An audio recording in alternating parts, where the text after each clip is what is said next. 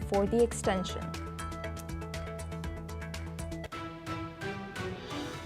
Now we move on. Israel has deported 171 activists today, including Swedish climate campaigner Greta Thunberg, after detaining them during an aid flotilla heading to Gaza. The Foreign Ministry has confirmed the deportation in a post on X, describing the group as provocative words from the smooth flotilla. The deportees, citizens of Greece, Italy, France, the United States, and other countries, were sent to Greece and Slovakia. The activists had been detained for attempting to break Israel's blockade on Gaza by delivering aid. Meanwhile, Israel has accused the flotilla of being a political mission supporting Hamas. Now for this discussion, we're joined by Ali Muhammad Bushbak. He's an independent Palestinian researcher, joins us live from Cairo. Thank you very much, Ali, for joining us again. Good to see you. Ali, what more can you tell us about this evolving situation? Thank you so much for having me. The thing is good news that Israel is going to deport more than 171 of the activists.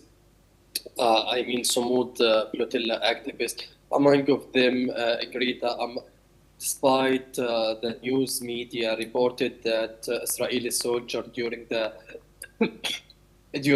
detention, they are insulted the activist, and they are obligated here to act some things out of her ability or her wellness.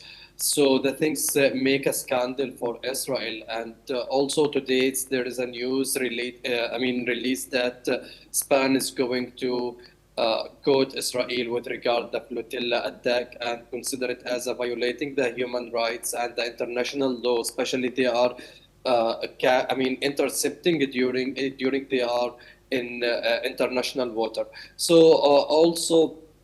Now Israel is facing a big hurdles, according to several of experts in this field.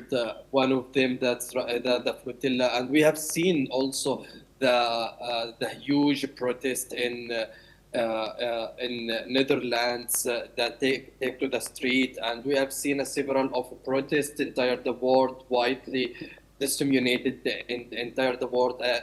Condemning the Israelis' action with regard to the flotilla attack, and now we are waiting for tomorrow. I guess the Israelis delegation is coming to visit Cairo, and Hamas delegation is here nowadays in Egypt in Cairo to negotiate about the first phase of the peace. The Trump's peace. So Israel have never been released or departure these activists. Samud, the flotilla activists, without the international pressure, and after the scandal that the Israeli soldiers have been committed during their